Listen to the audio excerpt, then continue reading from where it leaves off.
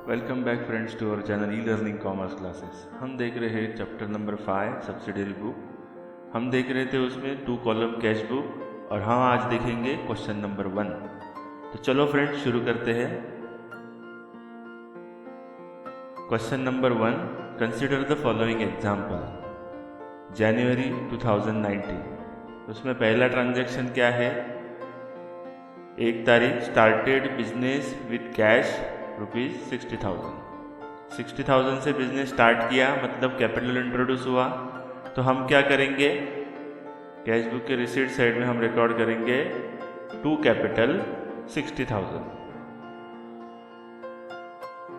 उसके बाद 4 तारीख cash deposited into bank of India. Bank of India में कैश डिपॉजिट की तो कैश कम हो गई, इसलिए पेमेंट साइड में कैश बुक के रिकॉर्ड करेंगे हम बाय बैंक अकाउंट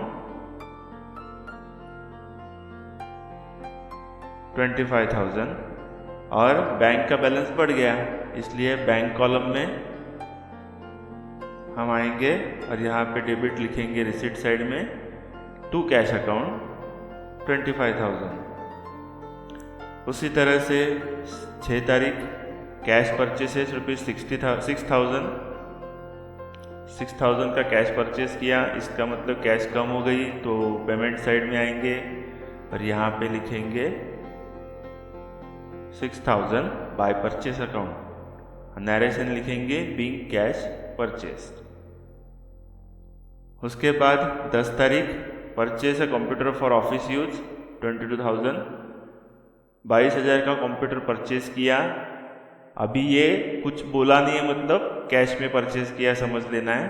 तो हम क्या करेंगे? कैश बुक के कैश कॉलम के पेमेंट साइड में आएंगे और यहाँ पे लिखेंगे बाय कंप्यूटर अकाउंट 22,000। नरेशन लिखेंगे बीइंग कंप्यूटर परचेज्ड। उसके बाद 15th sold goods to Rakesh and company and received a bearer cheque ₹10,000। 10,000 का चेक मिला, बियरर चेक मतलब कैश रिसीट। तो कैश कॉलम के रिसीट साइड में आएंगे और यहाँ पे हम रिकॉर्ड करेंगे 10,000 टू सेल्स और नरेशन में लिखेंगे बीइंग कैश सेल्स मेड।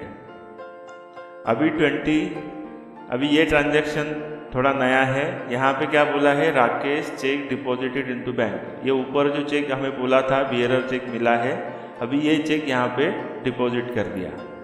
अगर पहले हमने क्या एंट्री की? बियरर चेक के लिए कैश रिसीव्ड। अभी ये चेक अगर बैंक में डिपॉजिट करते हैं तो हम क्या इसका एंट्री करेंगे? एज्यूम करेंगे कि कैश डिपॉजिट कर दी।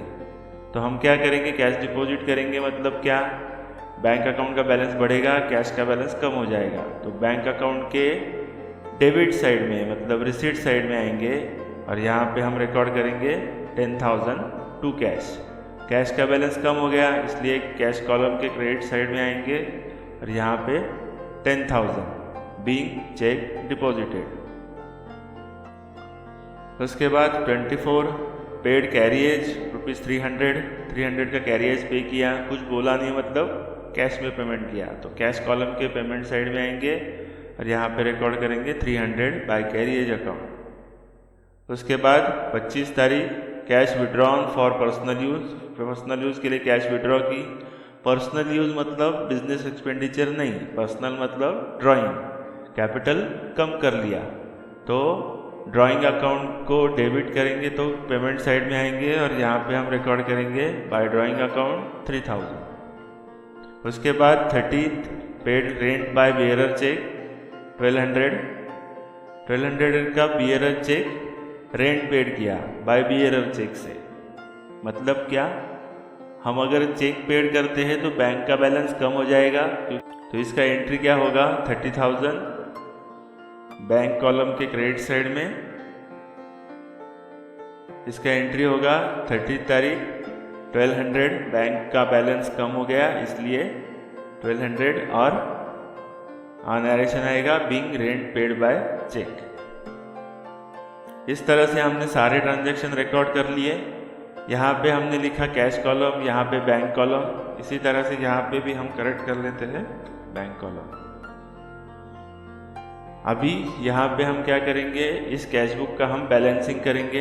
तो हम पहले देखते हैं डेबिट का टोटल कितना है, वो है 70,000 और क्रेडिट का टोटल कितना है 66,300। तो यहाँ पे जो मैक्सिमम है वो दोनों साइड में लिख लेंगे 70,000। उसी तरह से बैंक बैलेंस 35,000 इस साइड में, यहाँ पे सिर्फ 1200 है, तो ये दोनों साइड में लिख लेते हैं 35,000। अभी जो डिफरेंस है हम क्या करेंगे, यहाँ पे बाय बैलेंस कैरी डाउन लिखेंगे और सेम एंट्री यहाँ पे हम लिख लेंगे 1 तारीख और यहाँ पे लिखेंगे टू बैलेंस ब्रॉट डाउन। कितना अमाउंट लिख लिया 3,700 और 33,800। तो इस तरह से हमारा 2 कॉलम कैश बुक बन जाता है। तो सबसे पहले फ्रेंड्स क्या करना है, सारी एंट्रीज समझ लेनी है एक बार जब आप प्रॉब्लम देखेंगे एग्जाम में। तो उसके बाद हर एंट्री के लिए एक एक लाइन छोड़ देनी है, एक लाइन एंट्री के लिए और एक लाइन नरेशन के लिए।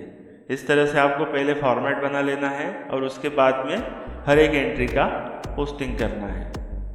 तो चलो फ्रेंड्स, आज के लिए इतना ही। अगले वीडियो में देखेंगे question number 2 and question number 3। तो चलो friends, thank you so much and happy learning.